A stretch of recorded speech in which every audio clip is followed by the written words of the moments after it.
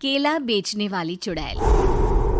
एक बार की बात है, जादूपुर नाम के एक गांव में करतब दिखाती एक औरत एक रेड्डी के लिए गांव में आती है।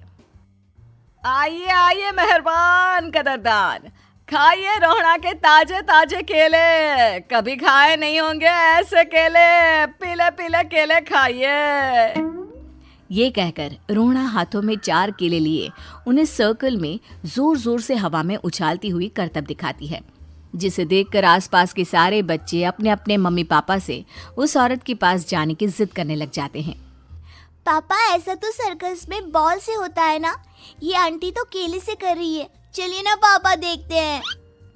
रोहड़ा एक पतली सी तार पर चलती हुई केलों से करतब दिखाती है। आते जाते सभी लोग बाहर रुककर उसके करतब देखते हैं और वाह वाही करते नहीं थकते। जैसे ही एक आदमी पास आकर उसे पैसे देने लग जाता है, तब वो कहती है, अरे नहीं नहीं साहब, मैं करतब तो बच्चों के मन को बहलाने के लिए करती हूँ। धंधा तो मेरा केले का है। पीछे देखो मेरी रिड्डी, जो भी मेरे केले खाएगा मेरी तरह चुस्त दुरुस्त और तंदुरुस्त हो जाएगा। पता चलता है क्या कि मेरी उम्र 55 की है। अरे पर ऐसे ठंड के मौसम में कोई केला क्यों खाएगा? ये ऐसे वैसे केले नहीं है साहब, ये शरीर में गर्मी देते हैं। ठंड को दूर भगाए जो भी रोहिणा के केले खाए। पापा, अगर मुझे केले नहीं मिले तो मैं घर नहीं जाऊंगी। तभी उसके पापा कहते हैं कि बेटा, केले ठंड में कभी गर्मी नहीं देते। ये सब कहने की बातें हैं, सामान बेचने का तरीका है इनका। पर पिंकी नहीं मानती। मैं केले खाऊंगी। पिंकी की जिद के आगे नत्थू हार जाता है और उसे केले खरीद कर दे देता है। पिंकी खुश होकर केले घर ले आकर खाती है। अब मैं भी करतब करूंगी, कितना मजा आएगा। जादुई केले। पिंकी पहला केला खत्म भी नहीं करती कि वो बेहोश हो जाती है। दूसरे केले से एक काला धुआं आता है और रोहड़ा चुड़ैल बनकर बाहर निकल आती है। मेरे भूतिया केले बच्चे न खाए, ऐसा हो ही नहीं सकता।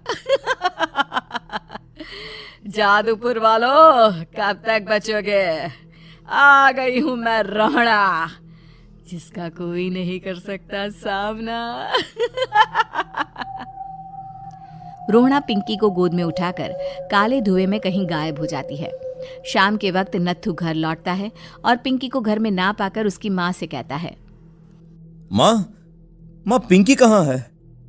अरे बेटा, उसे तो तू सुबह करतब दिखाने ले गया था ना, फिर कहाँ वापस आए तुम दोनों? मुझे लगा तू उसे अपने साथ मंडी ले गया होगा। हे भगवान, मेरी बच्ची कहाँ गई? मैं उसे घर ही तो छोड़कर गया था माँ। नत्थू गांव के घर कोने में अपनी बेटी को ढूंढता है, पर उसे वो कहीं नहीं मिलती।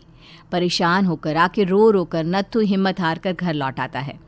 अगली सुबह रोहड़ा फिर से करतब दिखाने आती है और इस बार पिंकी की तरह रोनी केले खरीद लेता है। 50 रुपए दिए थे पापा ने, सारे पैसों की मैंने केले खरीद लिए हैं।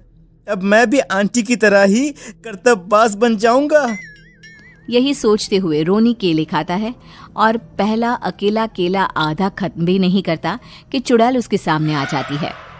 मेरे साथ चलने का समय आ गया है रोनी। ये तो बस शुरुआत है।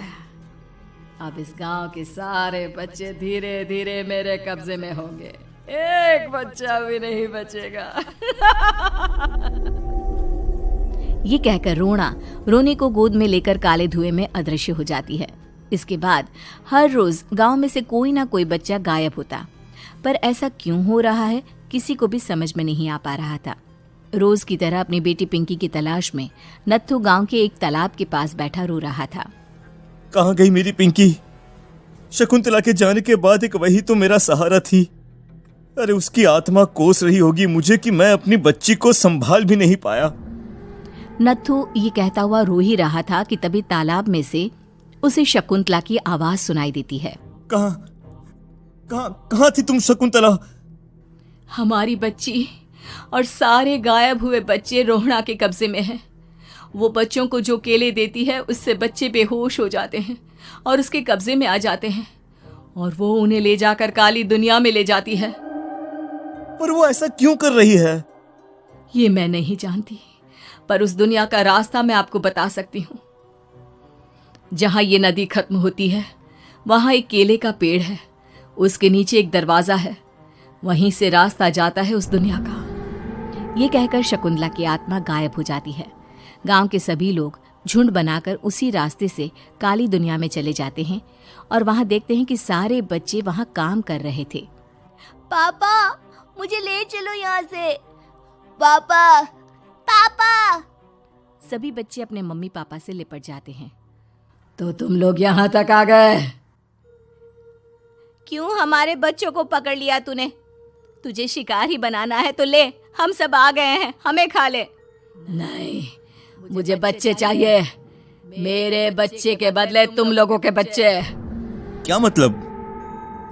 मैं इसी गांव में रहने वाली एक औरत थी। केले की चोरी के इल्जाम में मेरे बेटे को गांव वालों ने इतना मारा कि वो मर गया। उसी दिन मैंने ठान लिया कि गांव वालों का भी वही हाल करूंगी।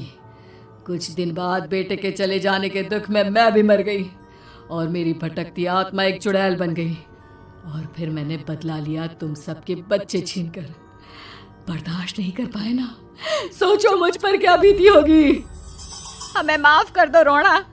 पता नहीं ये किसकी गलती थी, पर हम सभी माफी मांगते हैं। हमारी खुशियां लौटा दो, तुम भी तो एक माँ हो। गांव वालों की बात सुनकर रोना का मन पिघल जाता है और वो बच्चों को छोड़ देती है। उसके बाद काली दुनिया बच्चों के लिए जादुई दुनिया बन जाती है। अब कोई भी कभी भी वहां आ जा सकता था।